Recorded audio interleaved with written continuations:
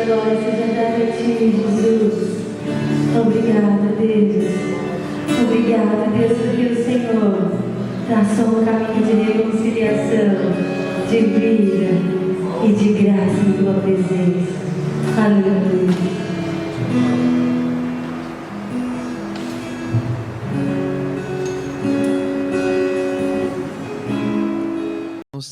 Que nos acompanham agora pela internet, você que já nos acompanha, você que foi alcançado, né, pela home do YouTube, que a graça e a paz do Senhor Jesus esteja sobre a sua vida nessa noite e nesse momento oportuno. Estamos diante de um momento difícil no nosso país, de enfrentamento à pandemia do coronavírus, mas nós estamos unidos. Nós, como Igreja Batista Paulistana, e nós como cristãos em todo o Brasil, estamos aqui unidos em oração, estamos também nos posicionando para que diante dessa circunstância, a glória de Deus seja manifesta na minha vida, na minha casa, na sua vida, e em nós todos como Igreja de Jesus Cristo espalhado pelo Brasil e pelo mundo. Eu quero te convidar nesse momento a fazermos juntos uma oração e também te convidar a ir na sua casa, enquanto você me assiste, a se conectar com Deus, a refletir sobre os caminhos do Senhor Jesus e a entendermos o que o Senhor deseja de nós a partir da sua palavra neste momento. Então vamos orar juntos. Una-se aí alguém na sua casa, no seu smartphone, no seu sofá de casa, no seu tablet, na sua Smart TV, e vamos orar a Deus e compartilhe esse vídeo com o maior número de pessoas possíveis que precisam nessa hora de esperança em Jesus Cristo e precisam se conectar com o Senhor nesse momento de reclusão. Vamos orar? Pai, obrigado por mais este momento de culto, de oração, de busca pela Tua face. Ó Deus, nós somos dependentes do Senhor e nós nos prostramos aos Teus pés, nos colocando, Deus, em submissão completa a Ti. Tem misericórdia, ó Deus, de nós, tem misericórdia do Teu povo que padece nesse momento. Abençoa, Deus, os profissionais da área de saúde, que o Teu Espírito Santo os fortaleça e conceda a eles perseverança e saúde. Livra-os do mal e livra-os, Deus, da enfermidade. E dá-nos a Tua graça, que a Tua igreja persevere firme neste momento e tenha a postura correta de acordo com as Tuas Escrituras. Oramos em nome de Jesus e para a glória do Senhor. Amém. Amém. Eu creio que você orou conosco nesse momento e que você está nos acompanhando aqui pela internet, nesse culto vespertino, nesse culto das 19 horas de hoje, dia 22 de março de 2020. Meus queridos irmãos, estamos em meio a uma crise sem precedentes nos últimos anos, e uma crise que começa numa questão de enfermidade, numa questão sanitária, de questão de saúde, mas que também se alastra por um pânico geral na sociedade e está se alastrando também na nossa economia do país. Em todo o mundo, prejuízos financeiros, prejuízos em indústrias, em empresas, pessoas estão ficando em casa, e essa pandemia está mudando a rotina dos brasileiros, está fazendo com que as pessoas fiquem em suas casas, em reclusão, mudem os seus hábitos, e tudo isso é muito difícil para cada um de nós. A necessidade de perseverança em reclusão exige de nós grandes desafios, e nos faz refletir sobre a nossa postura, sobre a dificuldade que nós temos de avançar na fé no Senhor Jesus Cristo e sobre como nós devemos nos portar em sociedade nesse momento. Por outro lado, meus queridos irmãos, nós temos cristãos que ou têm uma postura de negação diante daquilo que está acontecendo e afirmam que o vírus não é uma coisa tão complexa, tão complicada, e podem então se expor desnecessariamente ou serem agentes de contaminação. Ou temos um outro lado, que são cristãos que nessa hora eles estão aflitos, estão em pânico diante deste momento e acabam agindo igual ou piores às pessoas que estão no mundo, que não têm esperança. Por isso a palavra de Deus e o que o Senhor nos inspira nesse momento de dificuldade é compreendermos, crermos, nos lembrarmos de que o Senhor é soberano sobre toda a situação. E diante deste momento de aflição, Deus não deixou de estar no controle. E porque Ele está no controle da história da humanidade, Ele está também no controle da vida particular de cada um de nós, esse momento de crise também nos abre grandes oportunidades para levarmos o Evangelho, para promovermos a esperança, para sermos uma voz de paz em meio ao mundo aflito. Por isso, a mensagem de hoje é oportunidades de fé em meio à crise. Eu queria ler com os irmãos o texto da Epístola de Pedro, 1 Pedro, capítulo 3, do verso 14, da segunda parte do verso 14, até o verso 15, e nós lemos assim, 1 Pedro, capítulo 3, verso 14b, segunda parte do verso 14, e o verso 15 também.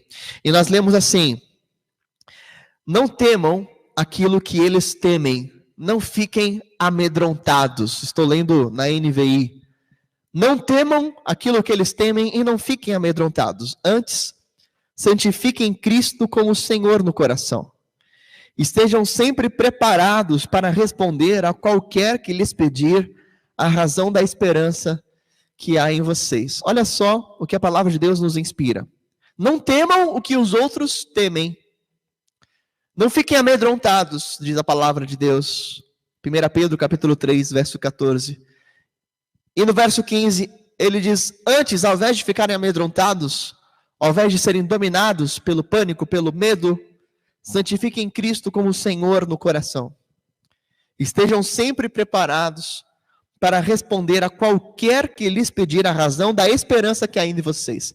Veja que o apóstolo Pedro, ele nos recomenda o preparo para responder a qualquer um que nos perguntar qual é a razão da nossa esperança. Então isso significa o seguinte, que estamos diante de uma oportunidade, em meio ao medo, em meio ao pânico, de expressarmos o porquê cremos, no que cremos, em quem cremos e por que esperamos e qual é a razão da nossa esperança. Agora, só responde qual é a razão da esperança quem tem esperança.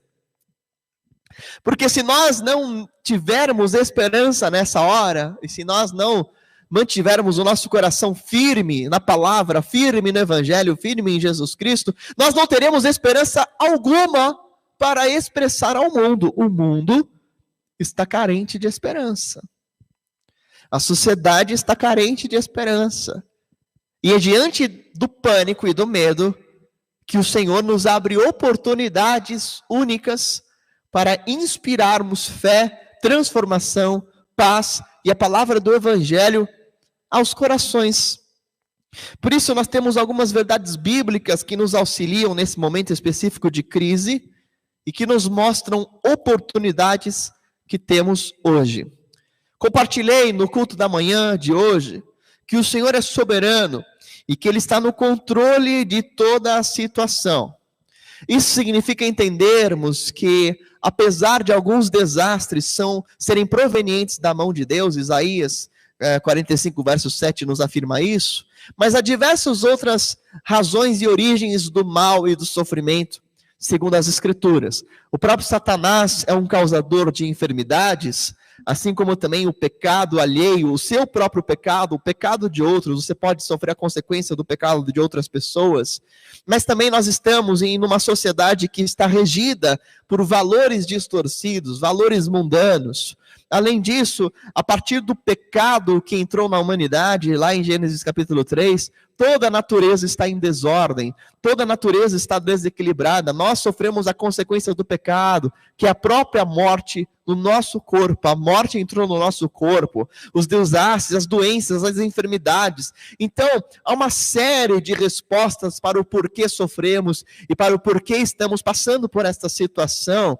Em última instância, como passou Jó, Deus, Ele nos permite sofrer por razões que Ele resolve não revelar, mas que isso certamente, como afirma o apóstolo Pedro também na sua epístola, essas provações provam a nossa fé e resultam na glória de Deus, fazem com que o Senhor seja glorificado e com que nós venhamos a exultá-lo. O apóstolo Paulo escreve lá em Romanos: portanto, quer vivamos, quer morramos, nós vivemos para Deus, e se morremos, morremos para Deus. Veja, se você vive ou se você morre, a sua vida pertence a Deus. A sua vida exalta a Deus e, inclusive, a sua morte glorifica a Deus. Então, o que importa não é se você vai passar pela morte ou não, não é se você vai lidar com a tragédia ou não, porque nada disso significa bondade ou ausência de bondade de Deus. Deus continua sendo bom, apesar do mal, segundo a nossa interpretação, apesar daquilo que nós entendemos como mal. Não é aquilo que você vai vivenciar como uma situação difícil que vai fazer com que Deus seja bom ou deixe de ser bom. Deus continua sendo bom, independente das circunstâncias. Então, se eu creio que Ele é plenamente bom, o que cabe a mim, o que cabe a você, não é sermos livres do mal, mas é como nós vamos nos posicionar diante da inevitabilidade das situações difíceis, diante de enfrentarmos o mal que muitas vezes vem do próprio Deus ou que vem de outras razões bíblicas, conforme eu já comentei aqui aos irmãos. Então, o que está nas suas mãos? Diante dessa realidade que enfrentamos agora,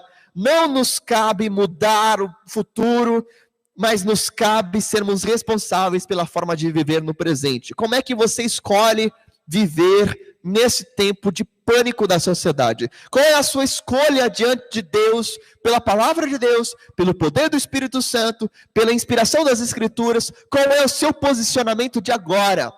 Você pode ser alguém que está em pânico como todos os outros, ou alguém que vai inspirar confiança na soberania de Deus, que tem sobre o seu poder a vida e a morte de todos os seres humanos. Você pode confiar que Deus está no controle dos seus dias e assim ter fé e esperança e saber que Ele continua sendo bom, independente das circunstâncias.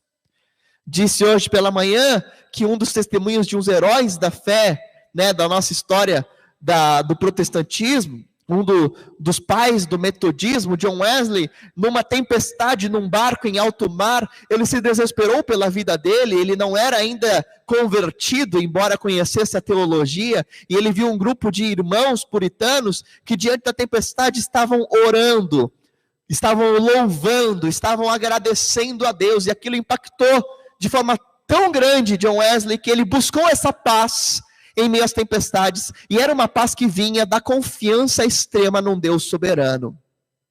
Aquilo foi poderoso para que ele pregasse acerca do coração aquecido, que é um dos temas principais de John Wesley, a necessidade de nós termos um coração aquecido por Deus e transformado na nossa relação pessoal com Ele, crentes de que Deus está no controle e de que nossa vida está nas mãos do Senhor. Apesar das suas convicções arminianas, John Wesley então foi convencido pelo Espírito Santo de que ele precisava confiar em Deus plenamente, e aquilo foi poderoso para a sua transformação. Agora eu quero afirmar uma segunda verdade que deve inspirar a mim e a você, que é o seguinte: fé e confiança não significam imprudência. Sabe, meus irmãos, eu tenho visto e ouvido e lido alguns pastores que de modo irresponsável continuaram a promover os seus cultos, a realizar reuniões coletivas com grandes concentrações de pessoas, alegando que fechar as portas seria algum tipo de perseguição religiosa. Eu afirmo e reafirmo aos irmãos que nós não estamos em perseguição religiosa. O Brasil tem liberdade religiosa. Eu e você estamos pregando o evangelho livremente por todas as mídias. Você pode pregar o evangelho para qualquer pessoa, você não vai ser proibido disso. E se um dia alguma autoridade nos proibir de pregar o verdadeiro evangelho, continuaremos a pregar o verdadeiro evangelho, porque mais importa obedecer a Deus do que a homens nessa circunstância. Mas nós não estamos nessa circunstância. Nós estamos diante de um estado de vigilância, um estado de prevenção, um estado de calamidade, um estado em que a nossa parte é serviço e amor para com o próximo. É por isso que nós estamos transmitindo o culto pela internet e estamos evitando as aglomerações. Mas, irmãos, fé e confiança de que Deus tudo pode não é sinônimo de imprudência, de insensatez. Há outros que de forma inconsequente alegam que deixar de se reunir seria falta de fé e falta de confiança. Não é essa a questão. Nós não estamos sendo dominados por qualquer tipo de medo. Nós confiamos em Deus. O que nós estamos fazendo é uma atitude de amor pelo próximo. Estamos evitando com que essa contaminação de forma irresponsável alcance mais pessoas. Por isso, confiar em Deus não significa ser irresponsável nesse mundo. Veja, a palavra de Deus, ela nos dá vários exemplos de que nós devemos ser previdentes, prudentes. que nós devemos discernir o mundo e agirmos com prudência diante de um mundo instável. E veja, agir com prudência, agir com previdência é algo revelado por Deus e nos leva a sermos íntegros diante de Deus. Temos vários exemplos. Provérbios capítulo 6, versos 6 a 8, nos mostra a postura e o exemplo da formiga.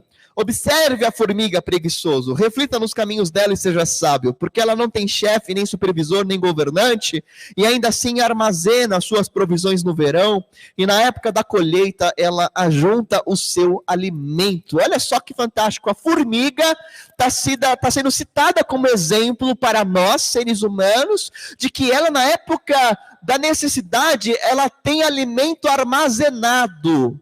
Sabe, Noé, quando soube que viria o dilúvio, ele construiu uma arca para preservar a sua família, para preservar o restante da criação. Os pais terrenos de Jesus, José e Maria, quando souberam que as autoridades estavam matando os recém-nascidos, eles fugiram para o Egito para preservar a vida do recém-nascido Jesus Cristo, do Deus eterno encarnado. Sabe, meus irmãos, a informação aliada à sabedoria são formas de livramento de Deus. José no Egito, como governador, quando soube da parte de Deus que uma grande fome viria, o que ele fez? Ele se preveniu. Ele estocou alimentos porque ele sabia que viria uma grande fome. Ah, mas José não confiava em Deus. Se ele confiava em Deus, então poderia viver aí comendo o tempo todo sem estocar alimento. Não, meus irmãos, se ele fizesse isso, ele seria insensato, ele seria imprudente, ele descartaria a revelação de Deus. Meus irmãos, a informação, a sabedoria são formas sobrenaturais de Deus agir entre o seu povo. De fato, a palavra de Deus diz que o povo perece pela falta de conhecimento. E às vezes nós estamos com acesso à informação, com acesso à sabedoria, com acesso a estudos até científicos, com acesso ao conhecimento e falamos assim, não, isso não vale de nada, o que importa é que Deus vai dar livramento. Deus já está te dando livramento. Deus está te dando livramento através da informação. Deus está te dando livramento através da sabedoria. O que Jesus proíbe, o que Deus nos proíbe, não é o raciocínio nem a previdência, mas a preocupação ansiosa. Aqui é outra coisa. Agora, a gente tem que discernir o que é sabedoria, o que é discernimento, o que é previdência, do que é uma preocupação ansiosa, do que é nós sermos dominados pelo medo. São coisas diferentes. Nem todo aquele que é previdente, sensato e prudente está com medo. Na verdade, quando eu confio, a minha confiança me leva a agir. Porque eu confio tanto que Deus vai me dar livramento, que eu me posiciono em direção a esse livramento.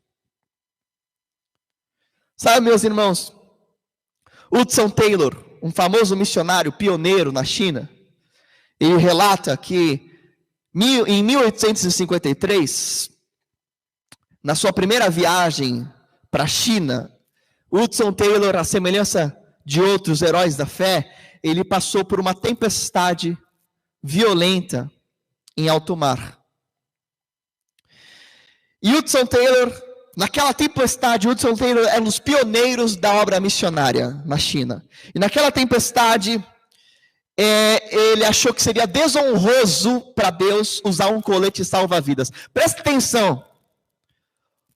Um grande missionário, Hudson Taylor, ele estava numa tempestade e ele falou assim, não vou usar o colete salva-vidas porque vai ser desonroso para Deus. Porque ele acreditava que usar o colete salva-vidas seria falta de confiança. Aí sabe o que ele fez? Ele pegou o colete e ele jogou no mar. Ele falou assim, eu confio tanto que Deus está na frente da missão, que eu não preciso desse colete salva-vidas, porque se eu usar o colete salva-vidas, significa que eu não confio em Deus. Foi isso que Hudson Taylor pensava. Agora eu pergunto para você, você concorda com isso? O que você faria? Você foi enviado para uma missão, você crê que Deus te enviou, que Deus te chamou, que Deus está com você, aí acontece algo de errado no meio do caminho, e você fala assim, não, Deus está no controle, não preciso confiar nos meios humanos, não preciso confiar em nada disso, e você ignora qualquer tipo de alerta ou qualquer possibilidade de salvaguarda. Será que é isso que Deus quer de nós? Sabe, mais tarde, Hudson Taylor percebeu que ele estava correndo um risco enorme. Porque se aquele barco virasse, se ele afundasse, ele morreria.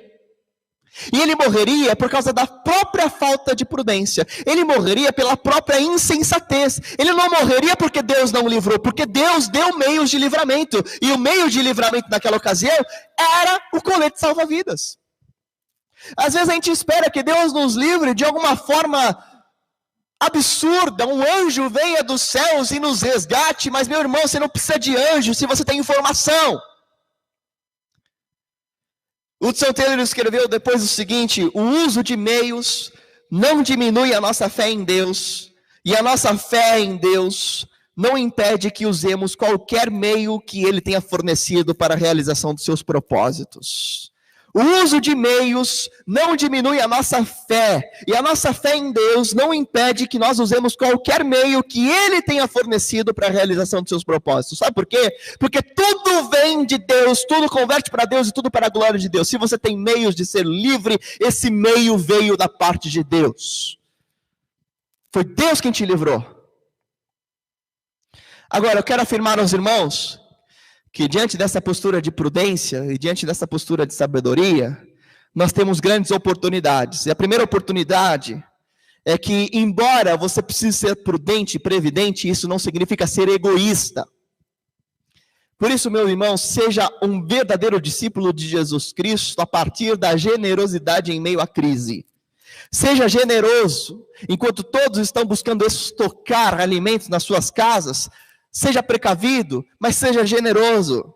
Saiba, meu irmão, que você não é o único que está passando pela crise. Então não adianta você ir lá no mercado e acabar com todos os alimentos e comprar tudo, porque deve ter gente que vai estar precisando também. Estenda as mãos para quem necessitar. Se você pode, ajude. Se você pode continuar, por exemplo, a pagar o salário de algum funcionário que trabalha na sua empresa ou que trabalha na sua casa, e você fala assim: não, mas ele não está vindo todos os dias, eu vou cortar pela metade o salário. Não faça isso se você pode pagar integralmente. Seja generoso. Se você está recebendo o seu salário integralmente, repasse também aqueles que dependem de alguma forma do seu salário. A palavra de Deus diz o seguinte, 1 João capítulo 3, verso 16: nisso conhecemos o que é o amor, que Jesus Cristo deu a sua vida por nós, e devemos dar a nossa vida por nossos irmãos. E se alguém tiver recursos materiais, e vendo seu irmão em necessidade não se compadecer dele, como pode permanecer nele o amor de Deus? Sabe, se você tem recursos e você vê o seu irmão em necessidade e não o ajuda, e você diz que ama a Deus, você está sendo mentiroso segundo a palavra de Deus. Então, meus irmãos, mostre que você é um ser diferente por uma atitude de generosidade em meio a essa crise. Em segundo lugar, pregue o evangelho a tempo e fora de tempo, é o que nós ouvimos. Na palavra de Deus em 1 Pedro capítulo 3. Nós estamos diante de uma oportunidade em que as pessoas estão refletindo, se questionando sobre os próprios hábitos, sobre a própria vida, sobre o próprio futuro. As pessoas estão se questionando se agora é o fim dos tempos. O que vai acontecer a partir de hoje? Muitos estão pensando no dia do juízo. Muitos estão até mesmo, pessoas que não creem em Deus, que não temem a Deus, estão agora questionando se esse não é o fim dos tempos. Sabe, meus irmãos? Essa é uma oportunidade. Mas é uma oportunidade não de você ser um crente chato, aquele crente que só fica postando Deus, né, cuidado, o juízo vai vir, e você fica falando de forma inconveniente. Às vezes as pessoas leem esse texto, preguem a tempo e fora de tempo, e elas acham que isso é legitimação para inconveniência, para você pregar em lugares em que não é conveniente você pregar, né? Não é isso que a palavra de Deus está nos ensinando. O que a palavra de Deus está nos ensinando é o seguinte: ó, venha a discernir os momentos, o tempo pelo qual nós passamos, entenda que sempre será tempo de nós pregarmos o evangelho, independente do que o momento, do que o espírito da época imperar. O que todos estão falando agora? Em qualquer circunstância em que todos estiverem falando algo, vai haver uma oportunidade para levarmos pessoas a Cristo, para inspirarmos a palavra, para levarmos o Evangelho. E nós estamos diante de uma grande oportunidade de demonstrarmos que no tempo de crise, de pandemia, é possível confiar e ao mesmo tempo ser prudente e previdente e ter paz nesta hora. Você vai agir como um diferencial, porque ou o mundo está sendo egoísta pela previdência pessoal, ou o mundo está em pânico. Então como é que você vai agir? Você vai ser confiante e previdente. Amém? Você vai mostrar que você confia num Deus soberano, mas vai usar todos os recursos que o Senhor está te dando para ser sábio nesta hora. Você vai mostrar que está em paz, porque Deus está no controle. E o Senhor está na direção de toda a vida. Questionamentos virão, por isso estamos diante dessa grande oportunidade de mostrar a reflexão sobre a luz de Cristo na sociedade. Em terceiro, meus irmãos, você pode agora aproveitar essa oportunidade de reclusão, que você está em casa, que você está fazendo home office, para intensificar a sua comunhão com Deus e com a sua família nuclear neste momento. Essa é uma oportunidade de você orar mais. Participe das nossas campanhas de oração todos os dias ao meio-dia. Essa é uma oportunidade para você fazer culto doméstico com a sua família, com a sua esposa, com o seu marido, com os seus filhos. Você reunir quem mora na sua casa e falar assim: olha, vamos orar juntos agora.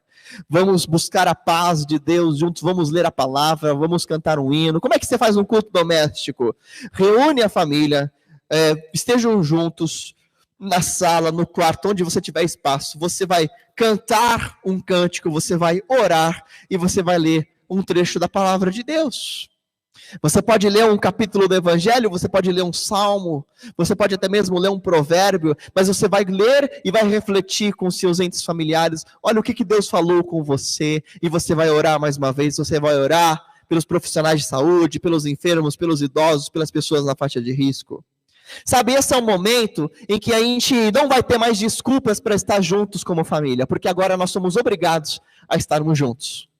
Então, se você compulsoriamente está sendo restringido de sair de casa, e você precisa ficar em casa, sabe o que você tem agora? Você tem uma oportunidade de ouro nas mãos para juntar a sua família, que você tinha dificuldade para juntar, e falar assim: vamos orar juntos agora. Vamos ler a palavra juntos, vamos fazer um culto doméstico agora. É o posicionamento que Josué teve. Ele falou assim: olha, se vocês querem servir a outros deuses, Josué capítulo 24, verso 15, sirvam aos outros deuses, mas eu e a minha casa, nós serviremos ao Senhor. E esse tem que ser o seu posicionamento agora. Sabe, faça isso através de cultos domésticos, participe da campanha de oração, reúna sua família. É a oportunidade de você restaurar laços. Ligue para os seus avós, ligue para os idosos da sua família, pergunte como é que eles estão. De repente, a oportunidade de você fazer compras para eles, ou usar o sistema de delivery para fazer compras por eles, já que eles não estão sendo aí proibidos ou estão sendo restringidos de sair. Reaproxime a sua comunhão com seus familiares, aquela comunhão que estava mais fria. Reaproxime o seu casamento. Comece a entender e a conversar com o seu cônjuge sobre quais são as necessidades e as expectativas dele, dela. Entenda como você pode ser uma pessoa que a ama. Como é que essa pessoa vai se sentir amada? De repente, há a oportunidade de vocês terem conversas necessárias e profundas diante de Deus. Sabe, por fim, eu quero dizer, meus irmãos, que nós estamos diante de um momento em que nós poderemos avaliar a nossa vida a partir da glória que nós trazemos a Deus diante das pressões. Você pode começar agora a medir a sua vida pela semelhança de Cristo que o teu ser está manifestando nos momentos em que está sobrecarregado, com problema de saúde, quando parece que as circunstâncias estão aí conspirando contra você, quando você está sendo abalado e sacudido pela tempestade. É somente na hora da crise que nós evidenciamos quem realmente somos. E você vai evidenciar o teu ser, aquilo que mais você aspira, aquilo que você mais deseja, aquilo que você realmente é no momento da crise. Porque quando o galho é chacoalhado, fica aquilo que realmente está firme. Sabe, meu irmão, é nesse momento em que você tem a oportunidade de sondar a própria fé e o próprio coração. É no momento do abalo, é no momento da tempestade que nós vemos o quanto nós cremos e como nós estamos crendo no Senhor. É no momento em que o avião balança, na turbulência, que as pessoas oram, né? Alguns fazem o sinal da cruz. Alguns se lembram de Deus quando estão prestes a morrer ou quando pensam que vão morrer. Eu quero que você aproveite essa oportunidade para refletir sobre a sua própria história com Deus. Sabe, meus irmãos, quero fazer algumas perguntas para você, para nós orarmos nessa noite.